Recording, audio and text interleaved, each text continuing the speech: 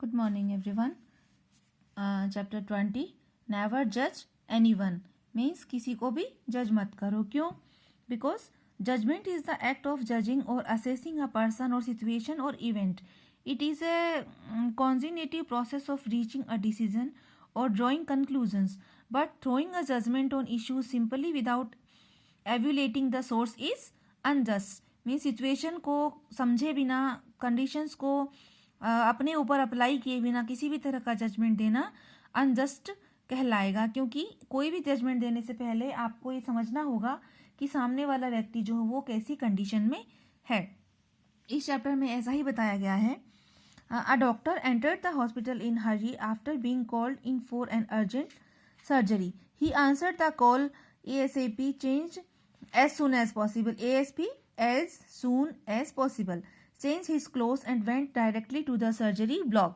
He found the boy's father pacing in the hall waiting for the doctor. This is a story about a doctor. एक doctor है जो hospital में आते हैं urgent surgery के लिए, क्योंकि उनके पास एक कॉल गया है और उनको कहा गया है कि जितना एज सुन एज पॉसिबल आप हॉस्पिटल आए. उसने फटाफट से अपने ड्रेसेस चेंज करे और सर्जरी के ब्लॉक में चला गया, जहां उसने देखा कि जिस बच्चे की सर्जरी की जानी थी उसके फादर जो हैं वो डॉक्टर का वेट कर रहे हैं और हॉल में उत्सुकता से कॉन्स्टेंटली स्पीड से घूमे जा रहे हैं. जैसे ही फादर ने डॉक्टर को देखा तो वो उसके ऊपर चिल्लाए और क्या बोले कि तुमने आने में इतनी देर कैसे कर दी? क्या तुम्हें पता नहीं है कि मेरे बेटे की जान खतरे में है? क्या आपको अपनी रेस्पॉन्सिबिलिटी का सेंस नहीं है? तो डॉक्टर ने स्माइल किया और कहा कि आई एम सॉरी, मैं हॉस्पिटल में नहीं था और जितना जल्दी मैं आ सकता था उतना जल्दी मैं आ गया हूँ जैसे ही मुझे कॉल आया. और अब आप काम डाउन हो जाइए, मुझे मेरा काम करने दीजिए. Calm down? What if your son was in this room right now, would you calm down? But जो फादर थे वो काम डाउन नहीं हो रहे थे और वो क्या कह रहे थे कि अगर आपका बेटा यहाँ पर होता इस समय तो क्या आप काम डाउन रह पाते? अगर आपका बच्चा इस तरह मर रहा होता तो आप क्या करते? फादर जो है वो एंग्रीली बोले. Then the doctor smiled again and replied कि मैं I will say what Job said in the holy book, from dust we came and go dust we return, bless with the name of God. Doctor ने smile करते हुए क्या उत्तर दिया कि मैं ये कहता कि जो होली बुक में हमारी जो पवित्र किताबें हैं उनमें लिखा हुआ है कि इंसान जो है वो मिट्टी से ही पैदा हुआ है और मिट्टी में ही मिल जाएगा. भगवान के नाम पर उसको आशीर्वाद दो. Doctors cannot prolong life. Go and interact for your son. We will do our best by God's grace.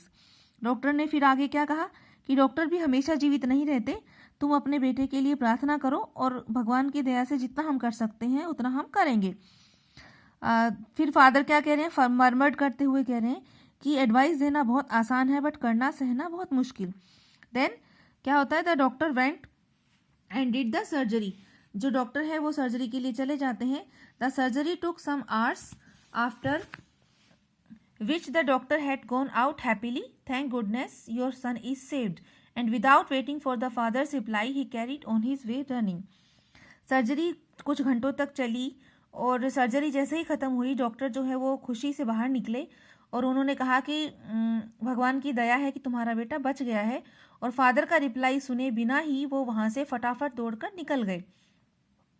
If you have any question ask the nurse. Nurse ने फिर उस फादर को पूछा कि क्या तुम्हें कुछ पूछना है? Why is he so arrogant. वो इतने एरोगेंट क्यों हैं? क्या वो कुछ मिनट्स के लिए वेट नहीं कर सकते थे कि मैं मेरे बेटे की उसकी स्थिति के बारे में उनसे पूछ सकूं? Commented the father while seeing the nurse minute after the doctor had left. Doctor के जाने के कुछ देर बाद जब नर्स जो पूछ रही थी उसको उसने पूछा, तब नर्स ने क्या आंसर दिया? नर्स ने आंसर दिया और उसकी आंखों से आंसू आ गए. किसकी? नर्स की. नर्स ने क्या बताया कि कल मतलब जो यस्टरडे जो डॉक्टर अभी गए हैं उनका बेटा जो है वो रोड एक्सीडेंट में मारा गया है और उसका फिनरल जो प्रोग्राम है वो अभी चल रहा था जब आपके सन बेटे की सर्जरी के लिए हमने उनको कॉल किया. उन्होंने आपके बेटे की ज़िंदगी बचा दी और अब वो फिनरल का काम कंप्लीट करने के लिए दौड़कर वहाँ गए हैं. सो नेवर जज anyone because you never know how his life is and what he is going through. किसी को भी जज मत करो क्योंकि तुम नहीं जानते कि उसका जीवन कैसे बीत रहा है और वो कैसी परिस्थितियों से गुजर रहा है.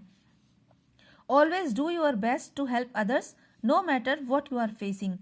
जितना हो सके दूसरों की हेल्प करो, अपना बेस्ट दो, भले ही कैसी भी परिस्थितियां तुम्हारे सामने हों।